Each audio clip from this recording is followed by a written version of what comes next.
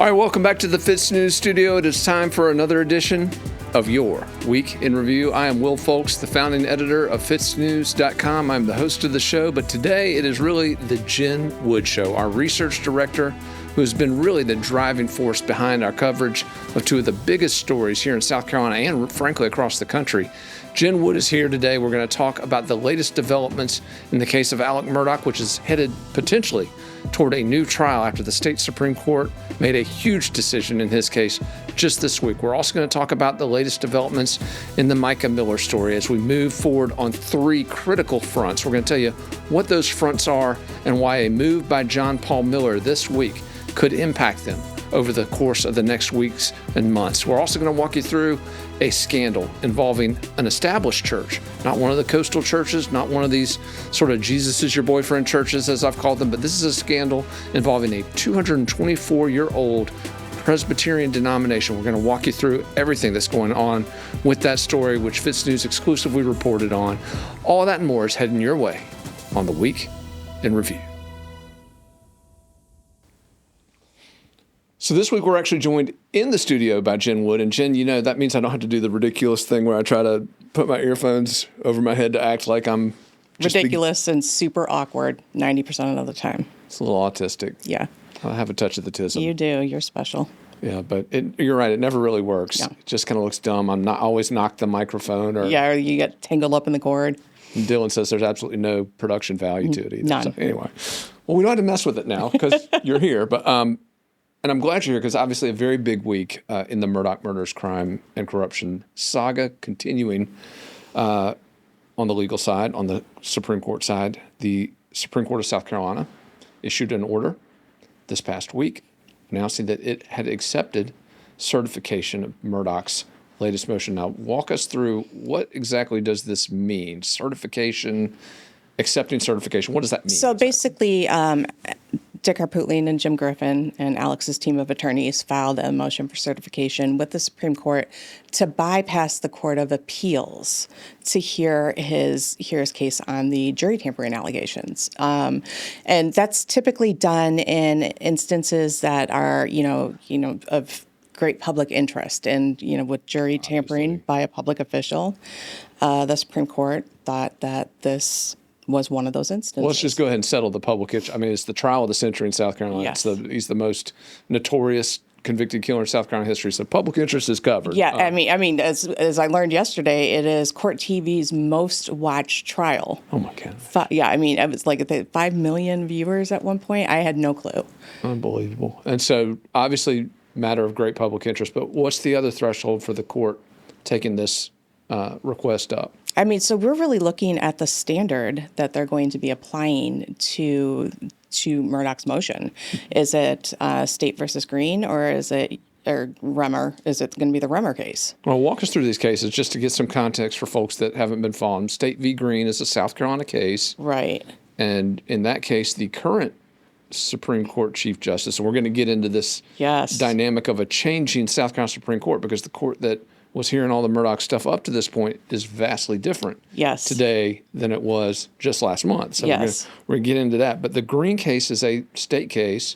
Walk us through that one. So when Justice Toll had her, her hearing prior to the evidentiary hearing where she determined that Murdoch would not be granted a new trial, she ruled that she would be using the State versus Green and applying that to those standards to the case. And those standards are that the prejudice must be proved by the defense. So the defense would have to come in and prove that if there wasn't indeed contact by Becky Hill with the jurors, that it changed their opinion.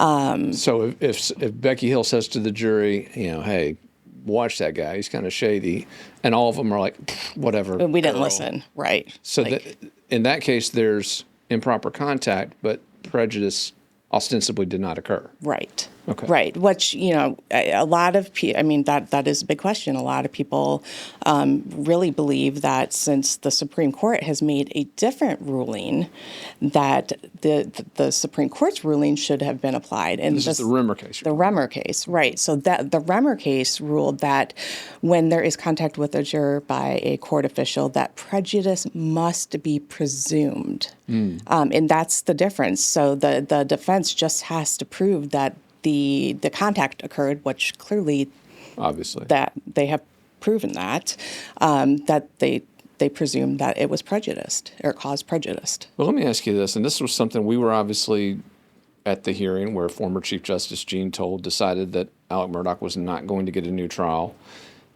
And it surprised a lot of folks there because the standard that you're talking about, this proving prejudice, we had one of the jurors get up and say, yes, not only did it happen, but it impacted my verdict. Then you had an alternate indicate similar sentiments. Then you had others indicate, yes, there was contact, but it didn't impact them. I mean, didn't they hit the bar that was set by Gene Toll with that state case? When that testimony happened, I mean, the courtroom was it was just silent. I mean, to me, yes, they did prove it. And in her closing arguments, Justice Toll said, well, we find Becky not credible as a witness.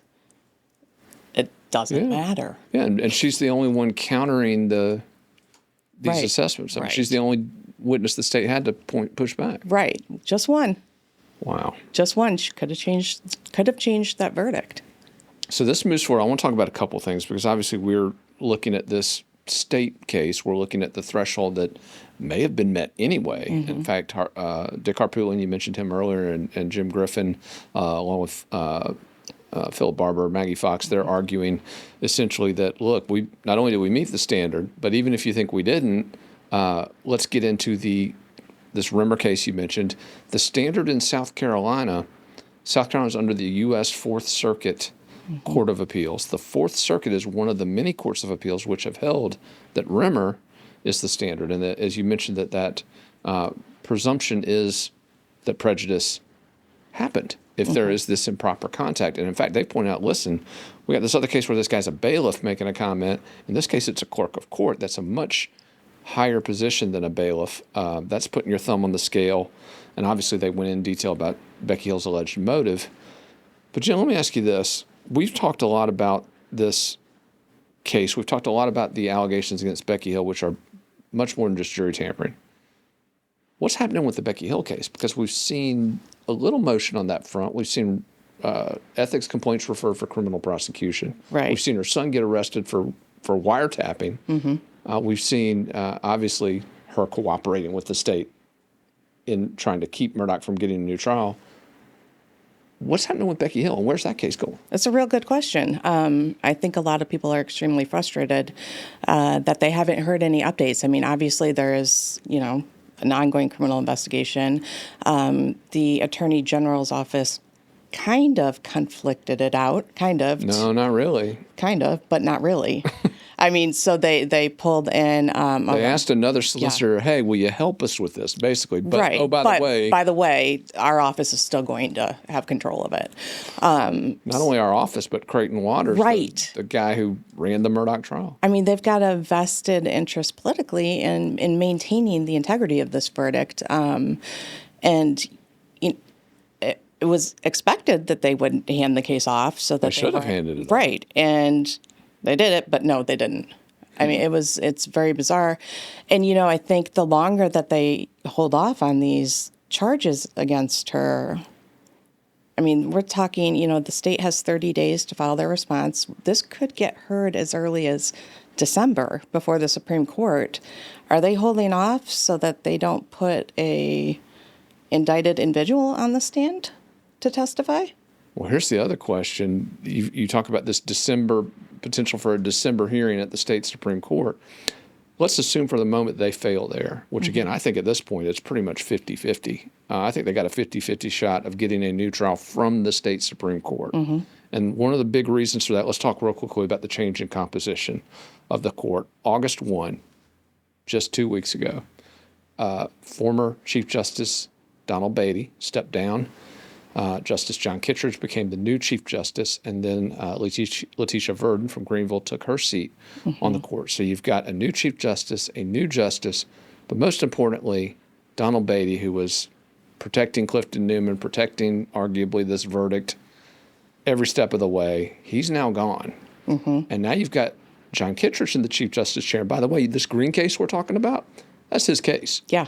And we are told from sources familiar with his take on this that he may not have viewed that case the same way that former Chief Justice Toll viewed it in denying Murdoch his new trial. So this is, I mean, folks need to look at this. This is a significant development in Alec Murdaugh's favor. Now, will it push it over the line and result in the Supreme Court giving him a new trial? We don't know yet, obviously, but this works in his favor for sure. Right, and it is it will be a monumental ruling for the state of South Carolina. They are, looking at case law, and that case law can be applied to future cases. I mean, let's hope that this is an extraordinary instance, but, this is going to set precedents. Well, let me ask you this question. We're talking about, well, let me ask you first, do you agree 50-50 at the Supreme Court level that he gets a new trial? Or do you think his odds are worse or better? I think at least 50-50. Okay. I tend to go a little bit higher. And I want to be clear because I get a lot, and we both get a lot of grief for this. I think Not from anybody important. Well, I know. Not from anybody I care or worry about. I think Alec Murdoch is where he belongs. He belongs behind bars. If they do vacate his verdict, he's not getting out of prison. We agree for saying that too. Right. I think he is where he belongs. I think likely if he gets a new trial, the outcome will be the same. But how that jury got to that verdict is it's the cornerstone of our justice system. So yeah, I think, looking at the circumstances and the facts that came out in the evidentiary hearing, I just... You were surprised it wasn't ruled there and then that he got a new trial? Well, I don't know that I was necessarily surprised, but, I felt like it should have. Well, yeah, let's rewind the tape. Who put Gene Toll in charge of that hearing? It was Donald Beatty, former Chief Justice, yeah. So, and he's now gone. Right. And then you've got, obviously, Justice Kittredge, who may have some thoughts on this standard that are different from Justice Toll's. But let me ask you this. So we're looking at his odds, 50-50, you say maybe a little better at the state level. But let's assume for the moment that the state, which it could very well do, the state Supreme Court, decides, no, Justice Toll got it right. The standard was properly identified and applied.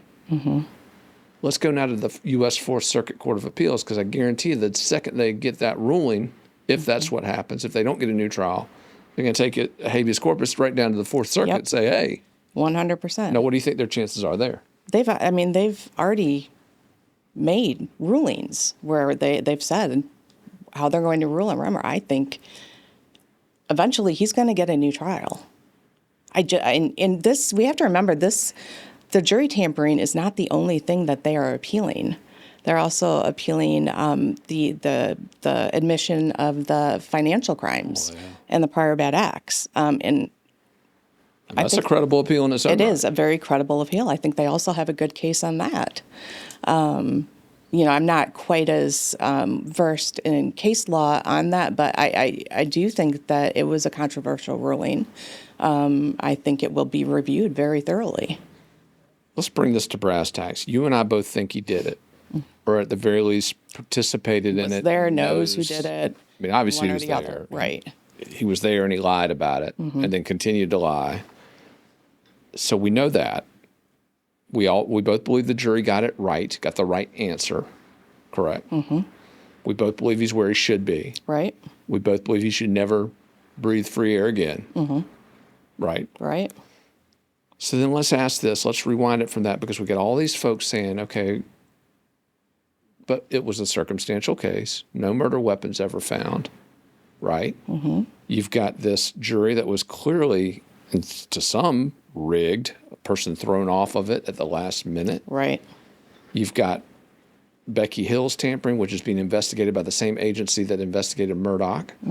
The agency which, by the way, produced a bloody shirt, which, oh, wait a minute, Wasn't bloody. Yeah, which is what convicted him in the court of public opinion Right. prior to the trial. Right. So, Jen, I got to ask you this. We believe what we believe, and I believe it 100%, but do the people who are throwing some stones at this, do they not have a little bit of an argument to make? Yes, I think any I think any argument's valid, and I'm always willing to listen to it. Yeah, they have a valid argument, but we have to remember. I think Alex's case was going quite well until he took the stand. And I mean, I think that kind of changed the trajectory of the prosecution, and that he took the stand. He is under oath. That's all stuff that they're going to be able to use in another trial. Oh, absolutely. Yeah, he's, and we do have the financial crimes. Everybody knows about the financial crimes. Yeah, I don't know. Yeah, I mean, I think there's a chance that I'd be shocked if the jury didn't come up with the same another verdict. guilty verdict. Yeah. Okay. Well, fair enough. And obviously, there are folks that disagree with us on all this. And one of the things I got to say, I mean, it's you listen to the different media talking about this case. Folks just get so aggressively partial one way, the other. I mean, it's become very difficult with anything related to the Murdoch case to look at the facts and to, in some cases, accept some of these facts. I mean, just look at all the Murdoch adjacent stories, the Buster Murdoch stuff with Stephen Smith and all that is just continually whipped up. But Jen, another trial, let's assume that this is where we're headed. And a lot of folks now believe that because a lot of folks are saying, well, if the Supreme Court wasn't going to go down this road, they would have just refused to certify the case. They would have let the regular appeal go forward. Right. But now it's on an expedited time frame.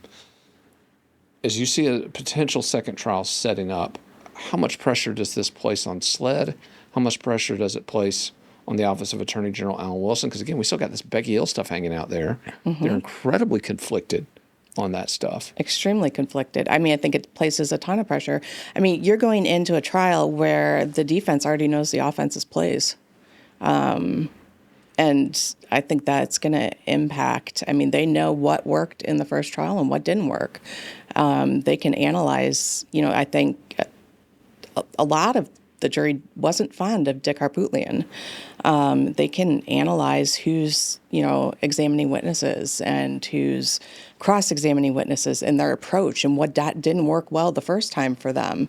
I think they should be concerned. Will not be in Colleton County, clearly. It'll be somewhere else. We're hearing Sumter's a possibility. Yeah. One of these. I mean, obviously, there's nowhere in the state, there's nowhere in the country you can go where people aren't going to know about this case. Right. I mean, it's going to have to be, to me, somewhere that would be able to handle the influx media that would come with a second trial of this notoriety. So whether he gets a new trial or not is obviously the biggest loose end in the Murdoch saga. What happens to Becky Hill is another major loose end in this saga. Where is the money that he stole? That's another loose end in this saga. Any others I'm missing here? Are those the big ones? What else is out there that we need to be paying attention to? I mean, I think those are the big ones. Cousin Eddie still nothing's happened with his charges. The roadside shooting, those, I think there are additional things that we're waiting on. Last I checked with his legal team, hasn't been any movement in his case. Oh boy. Why are they holding off on that case? Yeah. Because I think Eddie was kind of the defense's ace in the hole. Right. And maybe he would testify in a second trial. We don't know yet. Right.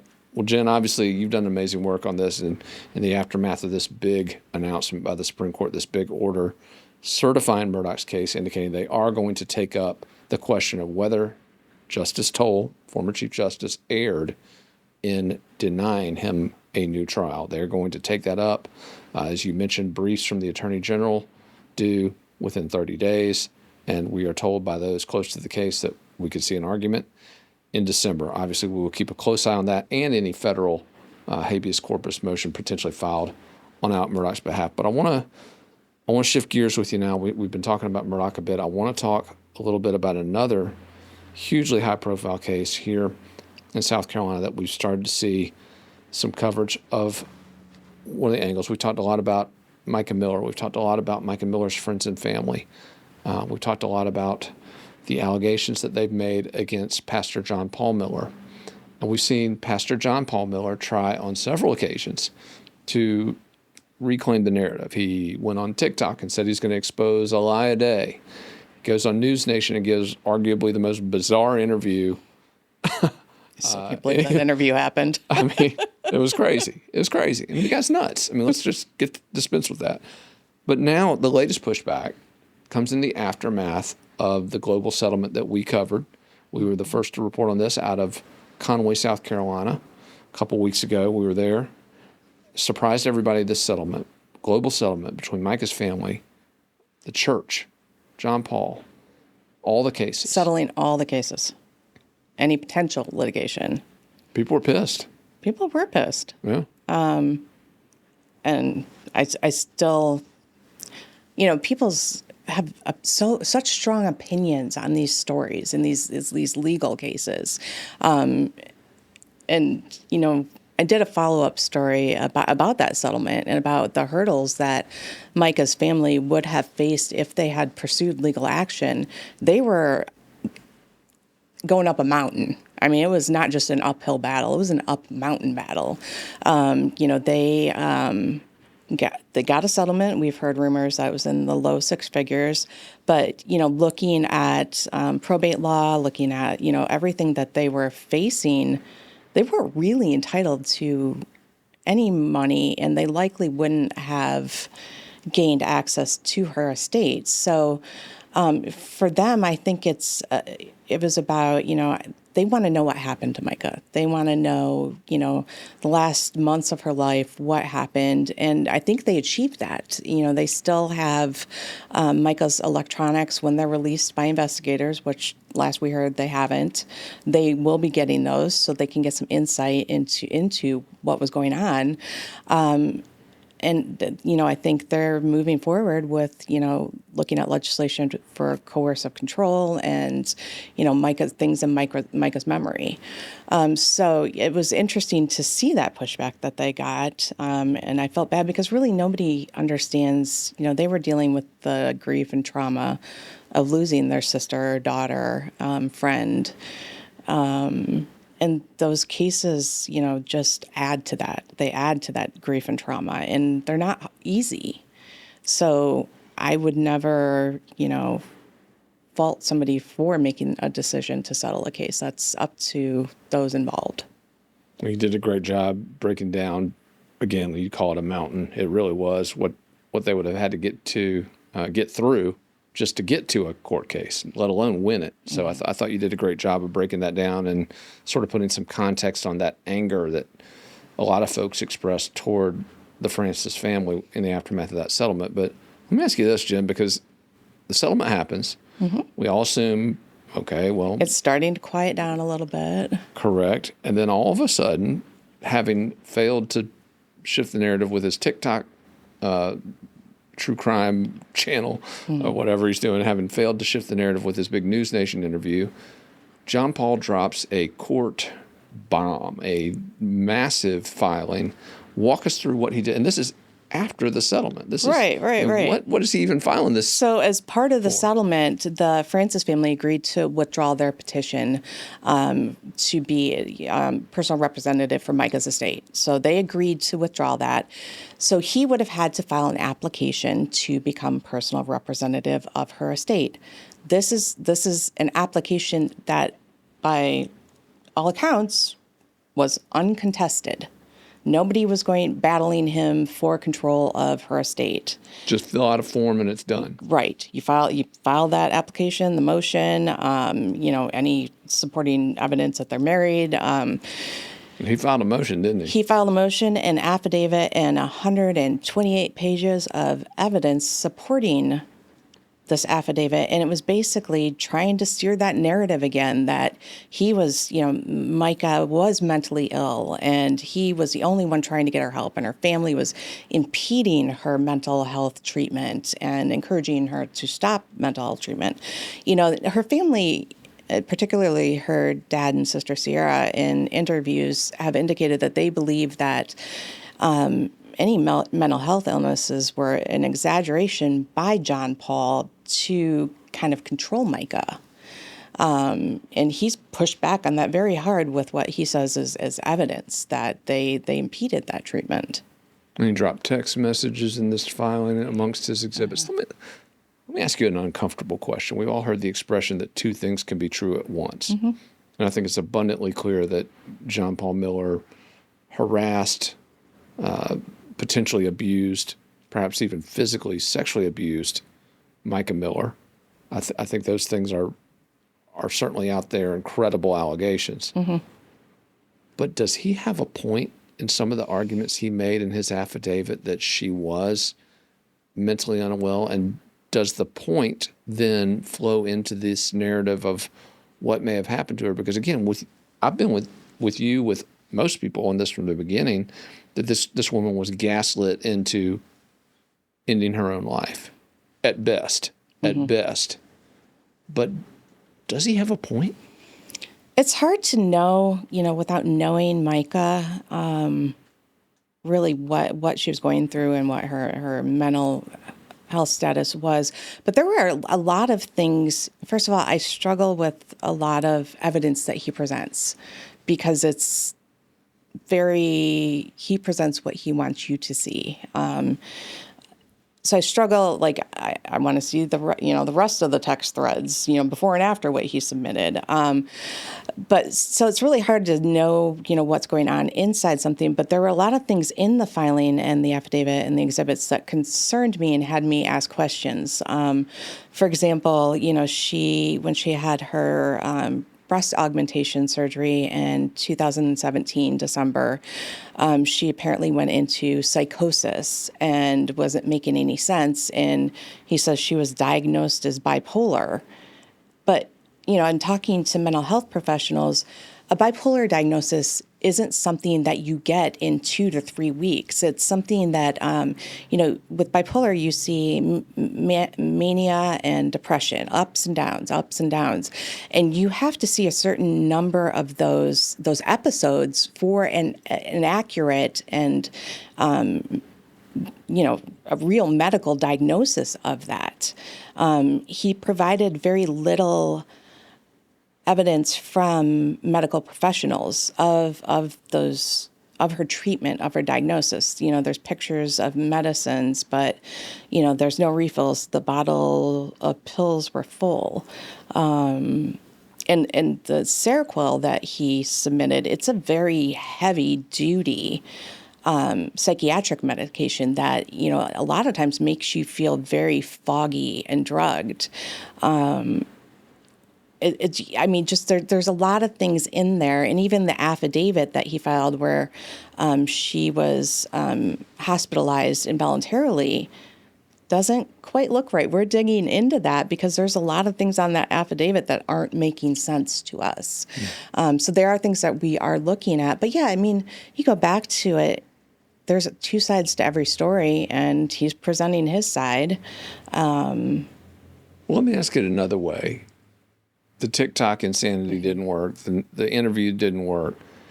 Did this filing, was it more effective in beginning to crack the door? No. No, I don't know. Pass. No, for me it wasn't, and most people that I've spoken to that are following the story, are like, geez, doesn't he know? Because it really was. It was starting. It was totally unnecessary. Right. It was starting to quiet down. It was totally unnecessary. He could have filed just an application, a motion with the court.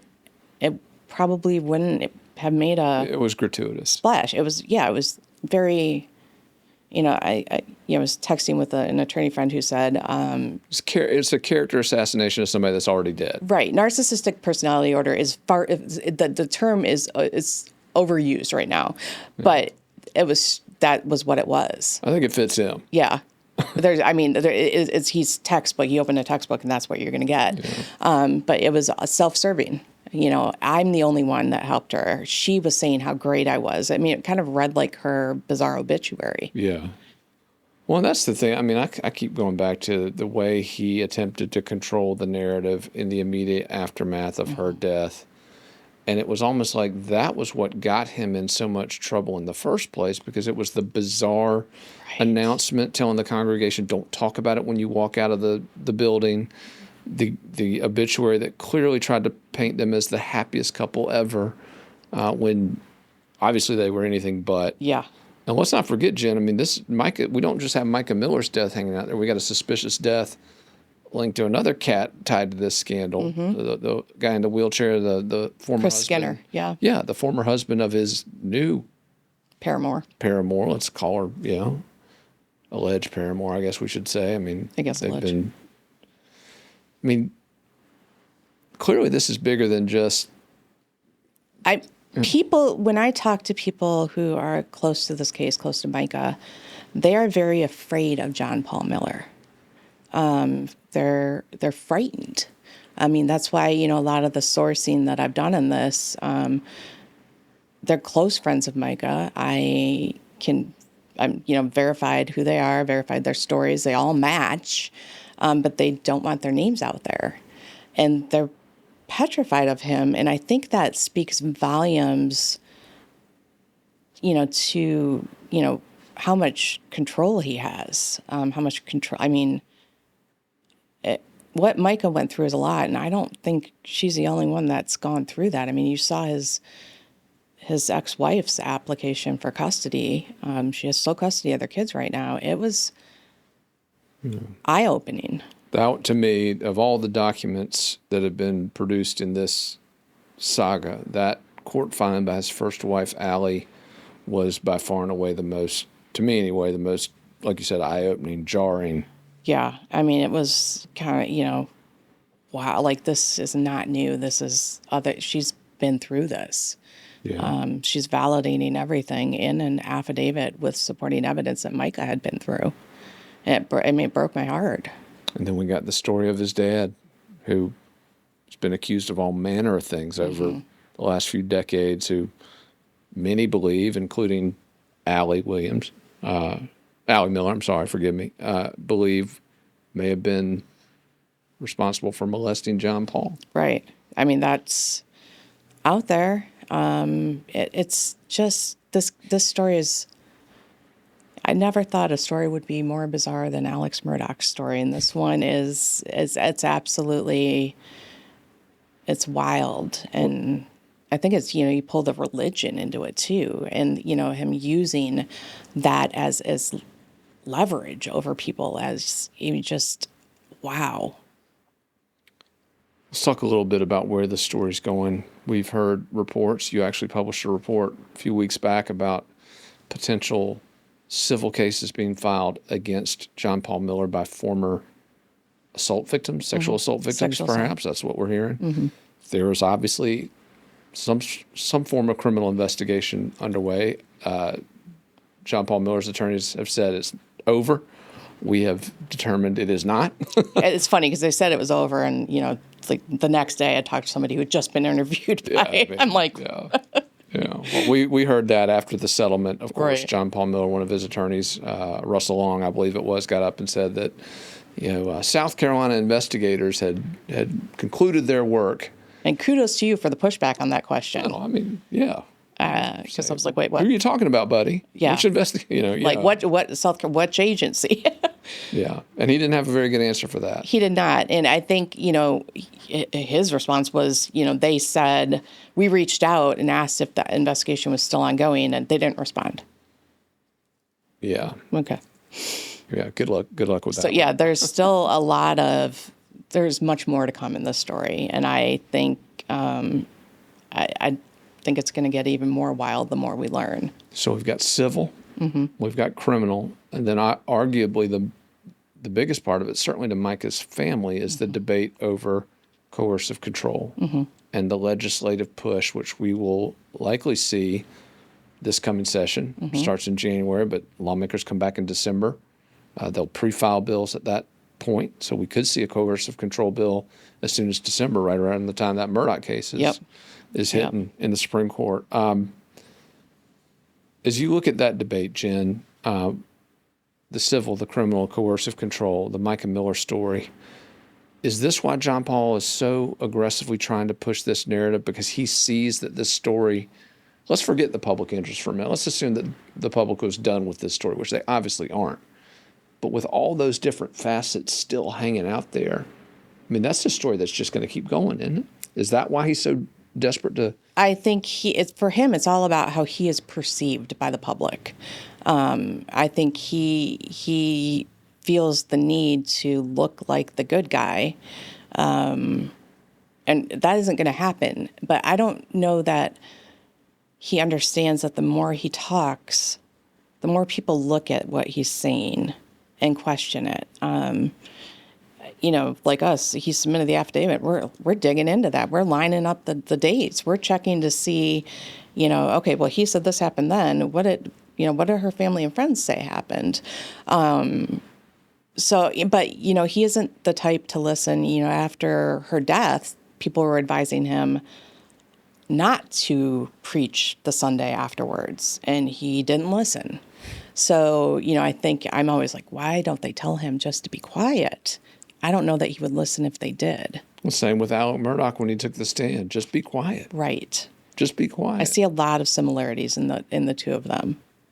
Mm-hmm. So yeah, I think it'll be interesting. And the big question a lot of people have is, if there is a criminal investigation, what are they investigating? Are they investigating Micah's death, or are they investigating the church for finances? All indications to me are it's both.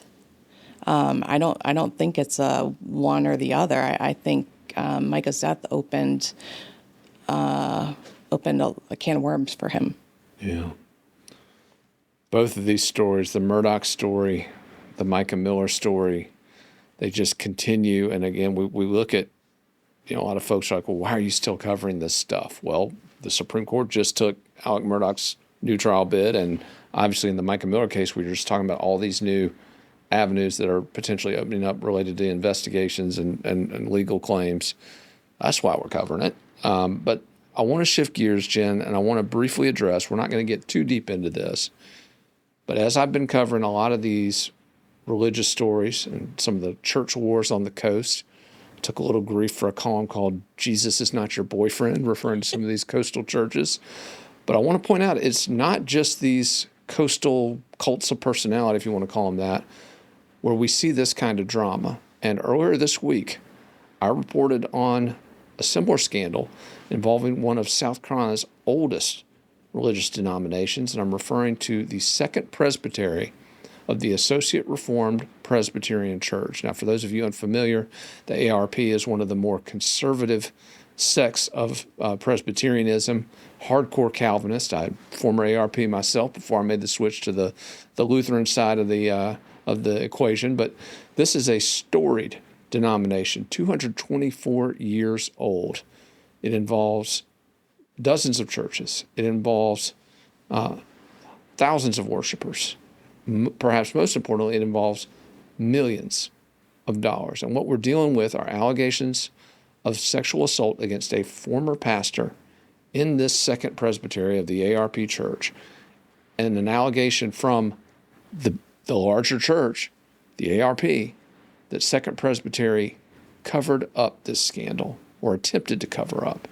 Now, we've reported on this once. We've got many more reports coming. I've had several interviews since that first report was filed, but this has created a huge schism within the Associate Reformed Presbyterian Church. We're talking about an intra-church battle with, again, millions of dollars at stake as the ARP, in the aftermath of this sex scandal and the alleged mishandling by Second Presbytery, they have ordered the dissolution. That's right, the end of Second Presbytery after 224 years, effective September 1 of this year. And not only that, the seizure of more than $5 million in assets, we're told. We don't have the latest balance sheet, but at last glance, 2 years ago, it was over $4.4 million. We're told that number well over $5 million. So big money here Where's the story going? FITSNews is the only one that's reported on it. We're going to be the ones that continue to drive it moving forward as we interview those who are very close to it. We're going to hear from both Second Presbyterian leaders who have been accused of covering up the sex scandal. We're going to try to hear from the pastor accused as well as his alleged victims, who, by the way, their names, we're not publishing them, but they were put out for all to see by the Associate Reformed Presbyterian Church. We're also going to talk to those ARP leaders, though, to find out exactly what led them to those drastic recommendations to shut down a 224-year-old presbytery based on these allegations. So once again, folks, a major religious scandal brewing here in South Carolina. FITSNews, like so many of these stories, Murdoch, Micah Miller, we were first to report on it. Count on us to continue to cover it and bring you the very latest on that church scandal. Jen, I want to thank you for being with us. When are you going to be here, by the way? This is the question everyone wants to know. Yeah, we are. We're actually wrapping up, getting the house ready to sell, so it should be listed sometime in the next month or two. And, you know, depending on anybody want to buy a house in Mandeville, Louisiana. For those of you who don't know Jim Wood from Louisiana, we connected. You and Dylan Nolan both slid in my DMs. Yes. That's how we connected. Yes. You always make it sound so gross. I was like, well, you need to look at this. Yeah. I mean, this was during the early stages of the Murdoch. You were digging into the money. Yes. I'm still digging into the money. I will never stop until I find it. Yeah. But Jen, looking forward to getting you here. It is always, every time you're in South Carolina, it's just, you know, wonderful feeling. I feel like the state's got somebody here that's really focused on improving it. I always tell people, you never lived here, but you know more about the state than I do. I've lived here 50 years. It's amazing how much institutional knowledge you've gathered. I do. I love South Carolina. I'm very excited to be here full time. And you got a whole family coming, and you got a daughter up at Clemson. It's amazing. Yep. Love it. We're all in. Awesome. Well, Jen, thanks for being here. Thanks for walking us through these huge cases. Keep us posted as they continue to develop. Thanks for having me. All right, folks, that's a wrap for this week's edition. Obviously, super excited to get Jen Wood and her crew here in South Carolina, the latest growth of the FITSNews family and our operations here. Just a reminder, if you haven't already, your subscriptions enable that growth. They enable all the work that we do here to hold folks in power accountable in South Carolina and beyond. If you haven't already, please go over to FITSNews.com. It's only $8 a month. That subscription, again, powers the investigative research and the analysis that we continue to do on all these stories. But looking forward to getting Jen here, and we'll catch you next time on the Week in Review.